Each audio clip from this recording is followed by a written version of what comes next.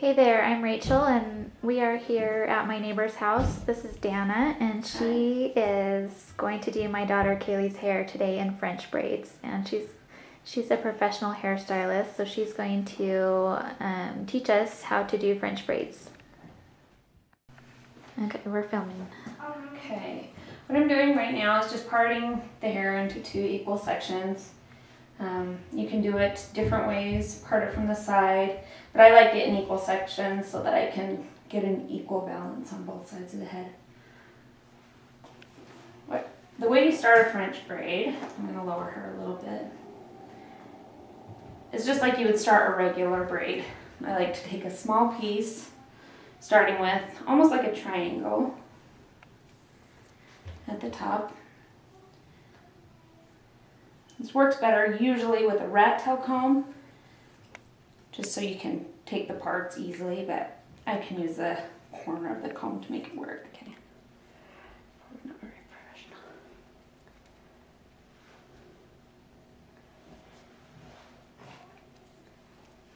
Okay, as I get into the braid, I start adding pieces. Maybe like a 1/4 inch. You can add more if you want a looser braid. But I usually like a tighter braid when I'm doing this kind of French braid. So you just add a piece to the braid that you already have. And that's what you continue to do as you go along. Just add a little piece from each side.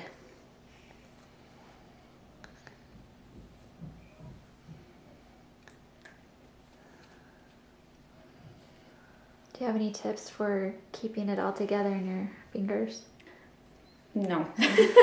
Practice? Just lots of practice. Started doing my daughter's hair in braids probably when she was maybe like 18 months old. Not necessarily French braids, but started with braids.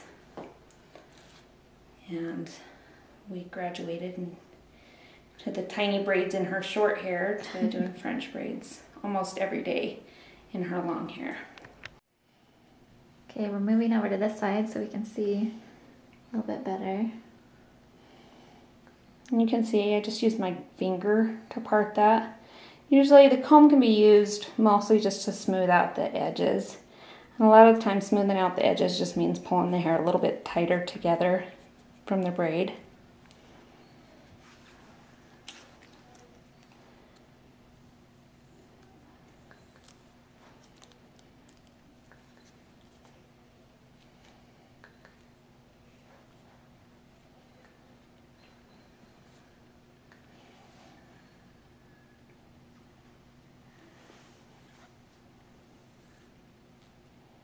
Just continue to add, and the braid gets a little bigger towards the bottom.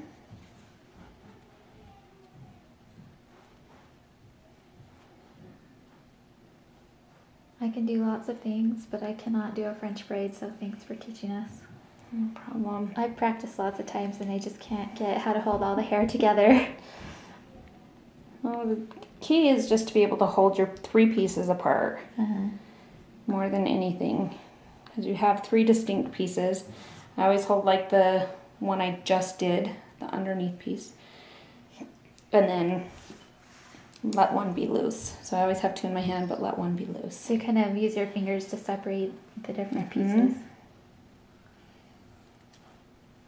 And the one that's hanging loose, it's still hanging loose there. And I don't fold that in until after I've added the piece of hair. Do the same thing on the other side. Leave that piece hanging.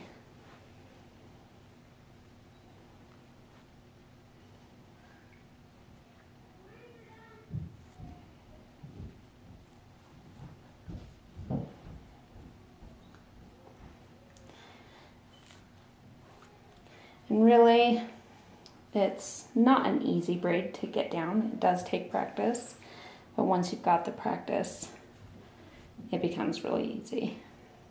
I like to do it more with the hair wet because it just seems to keep the pieces apart better and helps me to move them better. But you can do it dry. You can do it like bigger pieces. When I'm done, I like to smooth the sides out. If I have pieces like this, if I have my rat tail comb, which I don't right now, you can just tuck them in to the braid, the little flyaways, and comb it smooth. And then you just add the rubber band. You make it look so easy.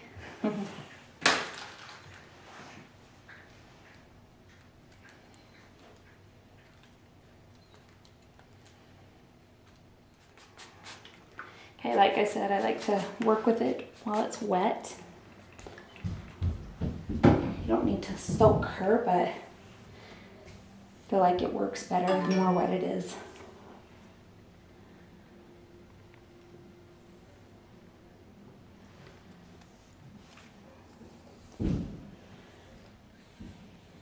Like I said again, I like to start with almost like a triangle from the part.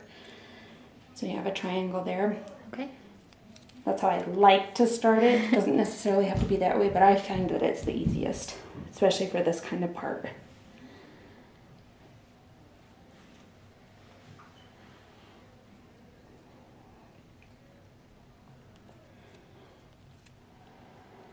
So you got it too.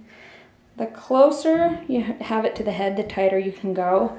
I like to keep it pretty tight, as tight as Kaylee will let me go. Does that hurt, Kaylee? Are we doing okay?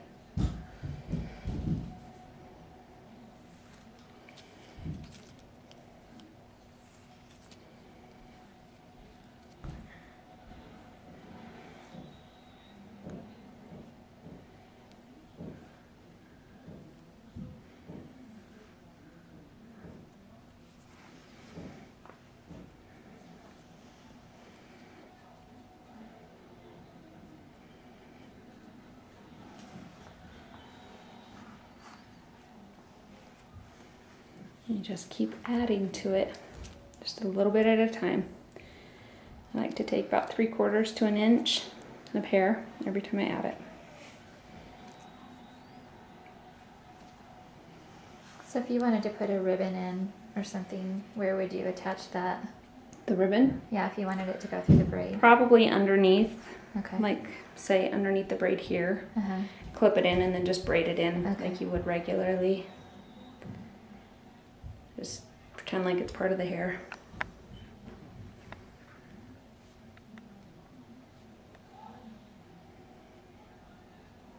And a little flyaway there. Kaylee has lots of flyaways. She has wings. Right, Kaylee?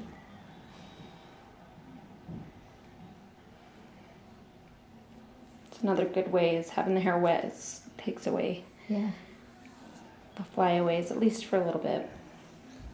My daughter likes me to do this and let her sleep on them so that when she takes them out, her hair is wavy. Yeah. It's the best. 2 hairstyles in one. Uh-huh. And it's out of their face. Mm-hmm.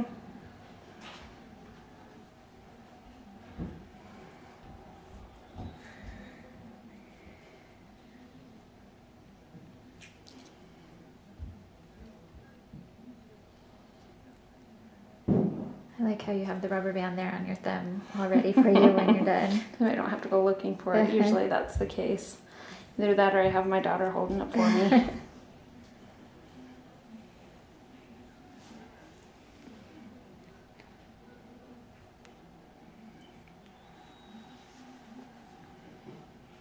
You're doing really good, Kaylee. Am I pulling too hard? All right.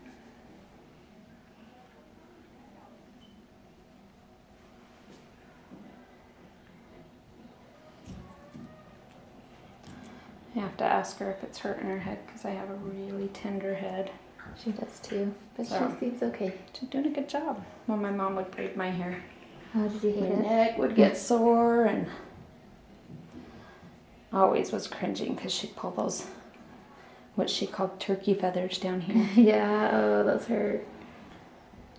I did not like it. But if you have a patient girl, let you practice, best way to go. So you just finish the end like a normal braid. Yep. And once you've added all the hair, you can't do anything else anymore. You can either end it with a ponytail at the end or just end it with a regular braid. Because you don't have anything else to add.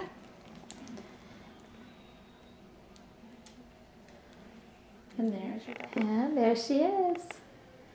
There's Kaylee with her braids. You can see me in it.